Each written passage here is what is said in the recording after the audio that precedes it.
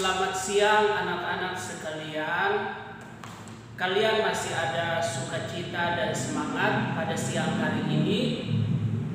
Ya, saya berharap anak-anak masih ada semangat, masih ada sukacita, dan tetap fokus untuk kita masuk dalam pembelajaran di jam yang kedua ini.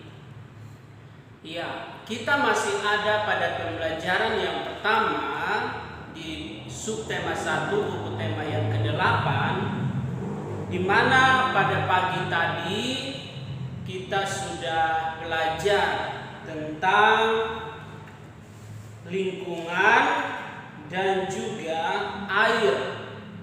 Dikatakan bahwa air merupakan kebutuhan atau salah satu kebutuhan pokok manusia. Kenapa? Karena tanpa air manusia tidak dapat memenuhi kebutuhan hidupnya sehari-hari. Dari situ kita mengetahui dan memperhatikan atau memahami bahwa ternyata air itu sangat berpengaruh dalam kehidupan manusia, khususnya atau secara khusus air bersih. Nah anak-anak, di jam yang kedua ini kita melihat kalau di bacaan di halaman yang keempat, di sana kita menemukan ada percakapan Rian dengan ibunya. Dikatakan bahwa Rian telah selesai mengganti pot tanaman, kemudian ia membantu ibu memasukkan dedaunan kering dalam karung. Mereka bekerja sambil bercakap-cakap. Namanya bercakap-cakap berarti percakapan. Di sana terjadi percakapan antara Rian dengan ibunya. Apa yang mereka bicarakan? Rian bertanya, kenapa tanaman yang mereka tanam membutuhkan air? Lalu Ibu Rian berkata bahwa karena air tanaman dapat tumbuh dengan subur. Bila tanaman tidak disiram, tanaman akan mati. Tapi jika tanaman disiram secara teratur, tentu tanaman itu akan tumbuh dengan subur karena tanaman membutuhkan air. Lalu di situ Rian berkata, kalau tidak ada air, Rian tidak bisa mandi.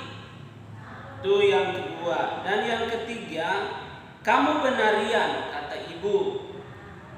Jadi dari situ kita memperhatikan semua makhluk hidup termasuk manusia membutuhkan air. Ya, contohnya kita akan memperhatikan apa saja manfaat air bagi makhluk hidup yang di dalamnya termasuk manusia. Manusia membutuhkan air untuk minum, masak, ya jadi air itu manfaatnya banyak sekali bagi manusia. Untuk minum, untuk masak, untuk mandi, untuk mencuci, untuk membersihkan rumah dan menyiram tanaman. Tapi juga manfaatnya bagi tumbuhan adalah untuk, ya sama seperti manusia, tumbuhan pun membutuhkan air. Maka selalu disiram kalau ada tumbuhan di sekitar rumah. Hewan pun demikian membutuhkan air untuk minum. Nah, itu adalah beberapa contoh manfaat air bagi makhluk hidup, termasuk di dalamnya adalah manusia. Nah, selanjutnya adalah saya meminta anak-anak untuk kalian mencari tahu apa lagi manfaat air selain dari yang tadi saya sebutkan. Anak-anak, saya meminta kalian untuk kalian dapat memperhatikan bagian air melakukan. Dikatakan air memberikan banyak manfaat bagi makhluk hidup. Tadi saya sudah memberikan beberapa manfaat bagi makhluk hidup, baik manusia, tumbuhan maupun hewan.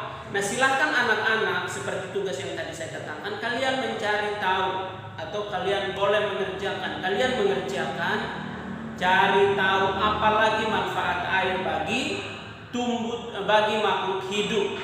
yang di dalamnya tahu tentu makhluk hidup itu adalah manusia, tumbuhan maupun hewan. Jadi kalian kerjakan, ayo lakukan di halaman 104.